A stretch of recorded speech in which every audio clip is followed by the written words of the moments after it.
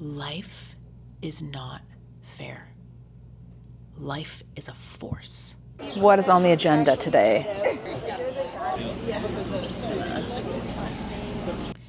Life is not fair. Life is a force. I heard this from my mentor amidst a very sort of chaotic peer who was complaining, just like life not being fair, something not being fair in regards to the realm of family constellations. The way she said this, it landed somewhere so deep in my soul. And I've heard many things that are just so beautiful and so profound that have hit me. Life is not fair. Life is a force. One of the most painful beliefs we've inherited is that life is supposed to be fair. It's not. It's not. It's not at all. Life moves and it destroys. It gives and it takes away, and it doesn't consult our preferences, you know? For so much of my life, I kept asking, like, oh, why is this happening to me? Why this chronic illness, you know? Why this loss? Why this relationship? Why these patterns? Why this uncertainty? Even though I was always aware that things were happening for me, the way in which I was asking why definitely was coming from a place of why me, aka poor me, when I really tune into it and I sit with it honestly, you know? And then a different question emerged. What is life trying to move through me right now? What is life trying to move through you right now? And just sit with that. Like literally sit in the stillness of that and be with that. Just be with it. Breathe into it. There's no need to judge it or to come up with an answer immediately. But I know that when I look back, every experience that felt unfair became an initiation in ways that I could not possibly see at the time. My autoimmune journey, my next level experiences of the journey with grief and all the forms of grief, through death, through loss, my heartbreaks, holy shit, periods of deep confusion and just not knowing, but every single one changed me. Every single one of these experiences completely reorganized my life. But this is one of the reasons why I love family constellations so much. So much. Family constellations remind us that life is happening to us and for us, but it's not happening to us in isolation. We are participating in something so much bigger. We're shaped by unseen forces that came long before us. I'm just thinking of my dad, for example, how I even ended up in this line of work and like the keys that have been there all along. My dad had a license plate that he still has registered and has passed on to us that says unseen. My dad is so quantum. That's a story for another day. But back to these initiations and the fact that we're participating in something so much bigger than what we know, so beyond us, literally so beyond us. It's our family system. Our true inheritances have nothing to do with this realm. What you got when your grandpa died, what your aunt left you, like, no. Our divine inheritances, our loyalties, and our griefs and our loves and our longings and our dreams. Often what feels unfair is actually an invitation that invites us into being in relationship with something much deeper, not just to justify our pain, or bypass our suffering, but really to ask, what is life trying to show me? What is the force of life? What is the flow of life? The flow of life that pours through our ancestral system. What is trying to move? What is asking to be seen? I don't believe our work is to control life. Our work is to learn how to be in relationship with life, with the force, to truly dance with it. I tune into the force of life. I'm just brought to Rumi's poetry, the field of wrongdoing and right doing, where none of that exists and everything just is in this this spinning, whirling dance where we're being asked to participate with it. Anyway, I'm SashaMama, and I'm really happy you're here. Welcome to my channel. One way to really participate in the flow of life and to dance with the force is to be humble and to be in presence. And my sister asked me, how can one be present if they don't necessarily, if their nervous system is off and if they don't feel safe to be present? And this is such a question of entanglement. And why I love this question is because it's just so juicy and it just links to Family Constellations. And Family Constellations is a lens through which I now see life. And it's the only lens that which I see. It's like once you go this deep in constellations, you cannot see outside of this lens. The same way, once you know Christ, once you know Jesus, once you start fucking with the big JC, life is just not ever going to be the same. It's a lens that can never be removed. Dancing with the force and leaning into life being a force is learning how to be present. And when society, life, or phones, these systems, work, everything is trying to pull you out of presence, the most radical thing you can do is to drop into it, even if it's only for 2 minutes. Because we're so used to soothing ourselves by going to the phone and scrolling, or some form of external stimulation that gives us this false sense of fulfillment's not the right word, but that's the word that's just coming up right now. We need to microdose ourselves back into presence.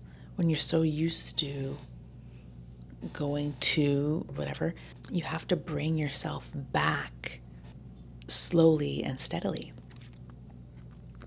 But also, when I hear, but I don't feel safe in my body, or I feel I can't settle, there's something in me that I struggle to be present, or I notice I have these tendencies to, want to, have a drink or smoke cannabis, or again, go on my phone to numb out, whatever it is. That to me is still, it's an invitation to look at an entangled part of the web of your family system. Someone asked me, what is Family Constellations? And I never have the same answer. We'll see what comes out today, but essentially, Family Constellations is a lens at which we can view into a place beyond the humanness of it all in a very non-woo-woo way, but we follow the patterns and the sensations and the experiences in our human experience. We follow the patterns to track them, to see what it reveals on the soul level, because our family system has a soul. And who is included in our family system? It's our parents, our siblings, our grandparents, great-grandparents, aunts and uncles, and also children that we have either birthed or conceived and aborted and miscarried.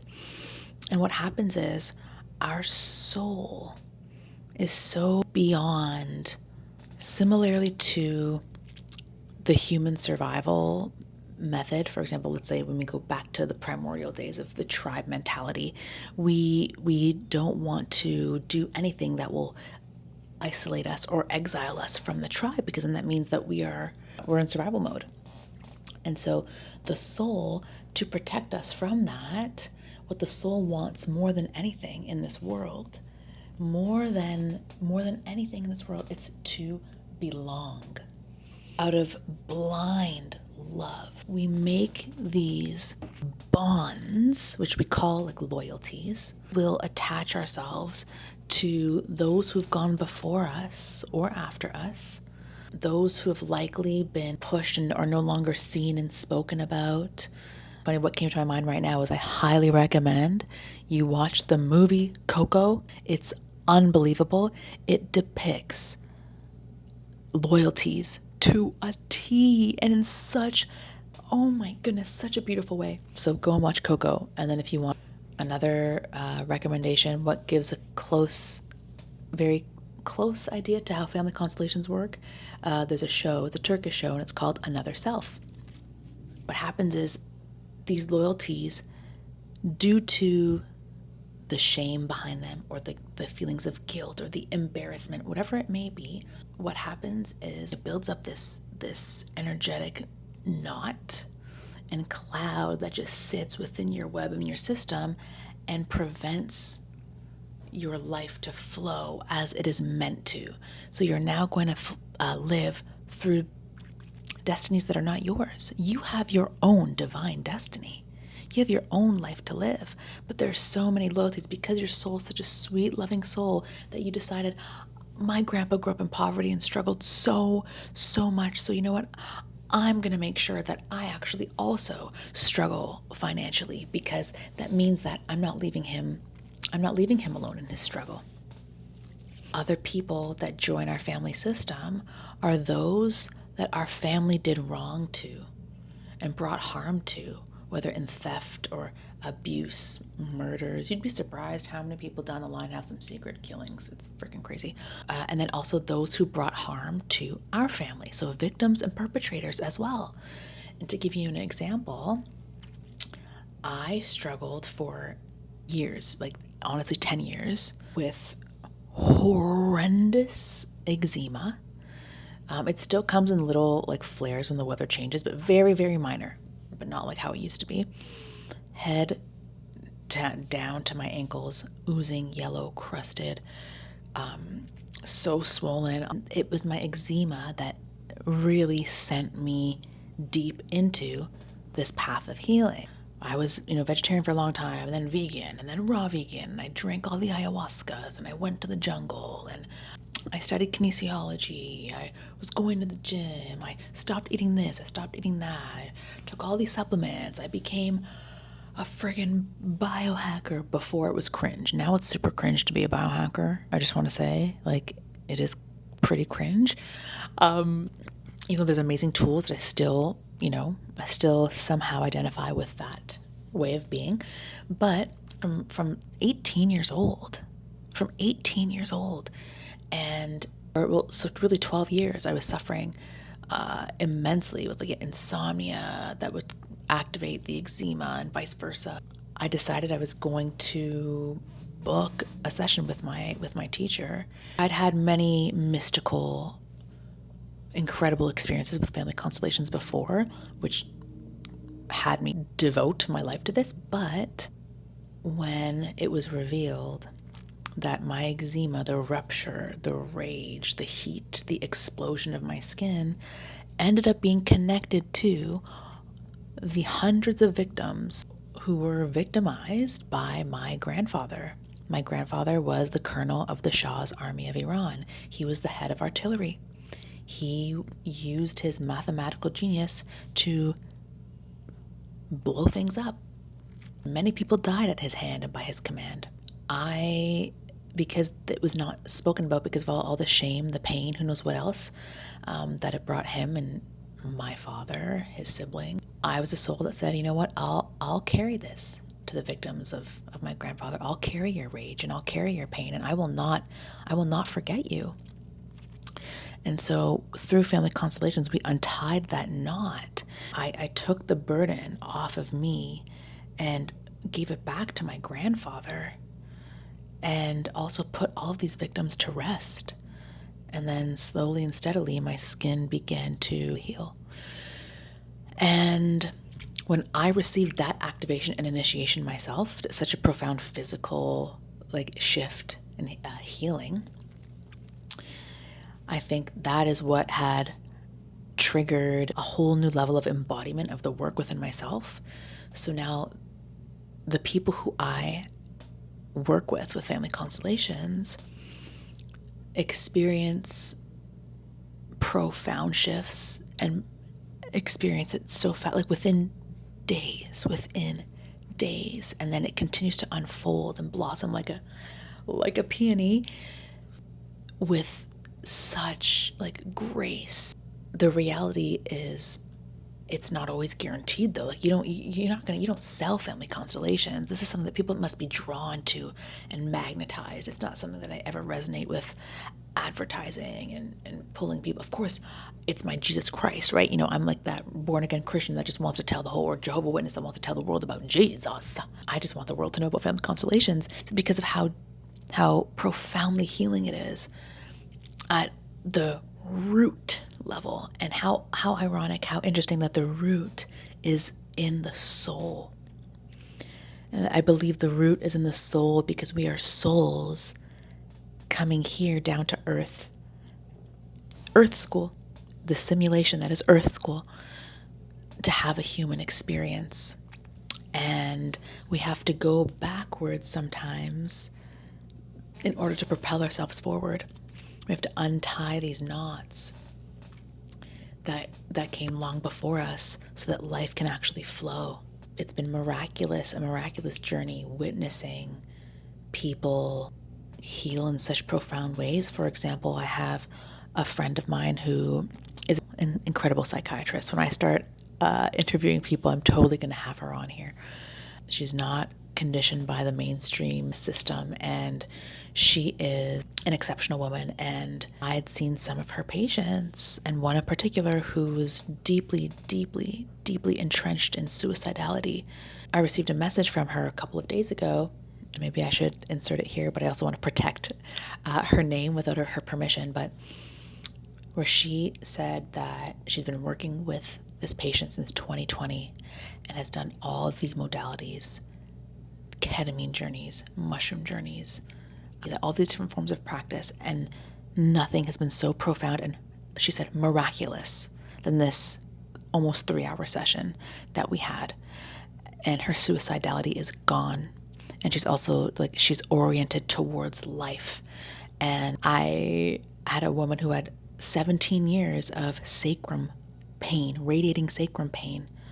And the pain ended up revealing, because again, all of these things that come through, they are markers that are actually revealing a connection to something. So we explored the pain, and it ended up being actually a loyalty and a connection to her mother. And we gave that pain back to the mother, but purified and with trust and with grace and just bowing to the greatness of her soul. We bow in constellations. We bow to the greatness of those who came before us, because it's to honor them and the pain that they endured and the life that they lived. Also just allows life to now just flow freely through us in our own life. Her pain was literally gone. She was so shocked that she actually went looking for it. She's not ready to go so deep yet. She was dumbfounded by this work, but she's now looking for the pain, right? So now the next thing for her to constellate would be why she's like addicted to suffering. But when things are untangled on the soul level, everything in life it just begins to distill down into life, and life begins to open and reorient, reorganize. Truly, like, the miracles that are always available are just now able to flow through and to you more easily. There are many other stories that I can share. You can also just go on my website, read some testimonials, or watch some testimonials too. All linked to real people. You can see their ads and click on them on Instagram. Nothing's fake. I'm as transparent as it gets. You'll begin to know and see that. I'm really excited. I'm hosting a retreat in Guatemala, January 31st until February 6th. At this gorgeous Maestro Valley Eco Retreat. A dear friend of mine, Key, has moved down there and runs this space. And it is a deluxe eco retreat. I am so grateful to not have to worry about anything being polyester or shitty cookware. Everything is farm to table. All the lights are like red light and just on point, and you're on the lake and there's volcanoes and there's a waterfall. But I'm inviting you to come with me and to go beyond your threshold. It's for creatives and visionaries and leaders who are meeting these certain blocks in their life, and they're just not sure why this keeps happening. And we're going to untangle it through the systemic lens so that things can flow, whether it's block in abundance or in relationships or networking, whatever. Or there's just some sticky stuff that you don't really know what the heck to do about it all. We're going to look at it through this lens. There's going to be so many other juicy, incredible things that we're doing, like a walking meditation through the forest, through the jungle, to the volcanoes, and temazcals, so like sweat lodges, and cacao ceremonies, kambo, lifelong connection networking. And I've added a bonus day. So even though the retreat begins the 31st and goes until the 6th, I've added January 30th as the day where you can plan to arrive, to just discharge from all that travel, have a good meal, just connect with the land before we all start the morning of the 31st. So yeah, it's going to be epic. Applications for that are also on my website. So yeah, with that, I'm just so excited to be here. For 12 years, people have been telling me, you should be on YouTube, you should be on YouTube, you should be on YouTube. Well, guess what, everybody? I'm on YouTube. It just feels right. It feels right. The time is right.